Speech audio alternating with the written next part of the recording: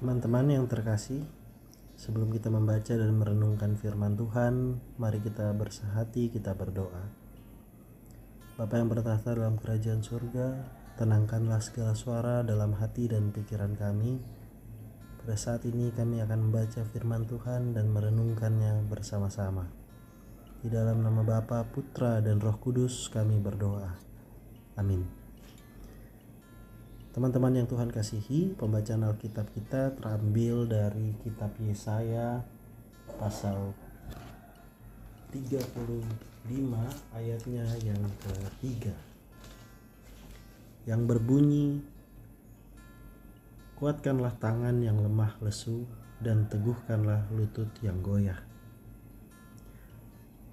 Teman-teman yang terkasih, firman Tuhan pada hari ini mau mengajarkan beberapa hal kepada kita. Nabi Yesaya mengatakan firman ini ketika Israel berada dalam tekanan oleh bangsa Asyur dan Israel sedang dalam kehancuran. Di tengah-tengah kehancuran, Nabi Yesaya mengatakan bahwa kuatkanlah tangan dan teguhkanlah lutut. Tangan adalah lambang kekuatan, begitu juga dengan lutut. Kalau kita melihat tangan seseorang kurus kering, maka kita mengambil kesimpulan sementara bahwa tangan orang itu tidak mampu mengangkat atau memikul beban yang berat. Begitu juga dengan lutut. Jika kita melihat lutut seseorang gemetar dan goyah, maka kita juga akan mengambil kesimpulan sementara bahwa lutut itu tidak mampu untuk atau tidak kuat untuk berdiri. Begitu juga lutut itu tidak akan kuat untuk berjalan. Maka ketika Nabi Yesaya mengatakan di hadapan bangsa Israel, kuatkanlah tangan dan teguhkanlah lutut, itu berarti bahwa kekuatan dan keteguhan itu hanya datang dari Tuhan saja.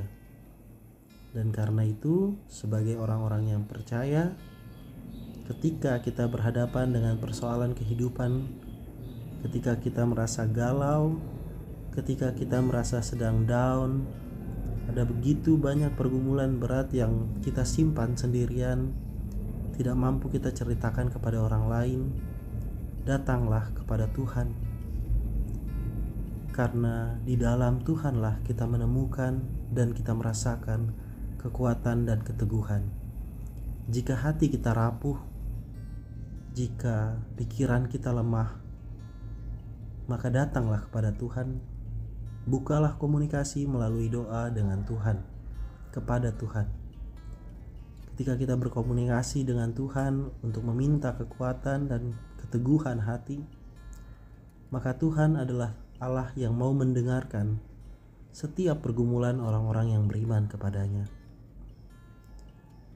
Bersandarlah penuh kepada Tuhan, karena kekuatan dari Tuhan itu akan datang ke dalam setiap hati orang yang percaya. Inilah firman Tuhan, dan kiranya firman Tuhan menguatkan hati dan pikiran kita dalam menghadapi dan menjawab persoalan-persoalan kita pribadi lepas pribadi. Tuhan menolong kita semua.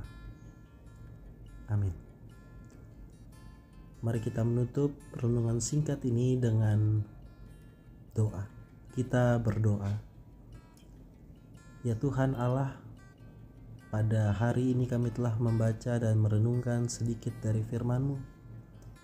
Biarlah firman ini berdiam dalam hati dan pikiran kami. Biarlah firman ini juga bekerja dalam hati dan pikiran kami Tuhan. Agar ketika kami berhadapan dengan pergumulan kehidupan di dalam dunia pekerjaan, dunia pendidikan, keluarga maupun dunia percintaan kami, Tuhan kuatkan dan teguhkanlah hati kami, agar perkataan dan tindakan kami seturut dengan kehendak Tuhan saja. Jangan tinggalkan kami Tuhan, karena kami setia dan kami percaya kepada Tuhan saja. Tolonglah kami, lindungilah kami Tuhan, supaya kami tetap berjalan di jalan yang Tuhan kehendaki. Bentuklah kami seturut kehendak-Mu. Ampuni kami akan kesalahan dan dosa kami ya Tuhan. Di dalam nama Bapa, Putra, dan Roh Kudus kami berdoa. Amin.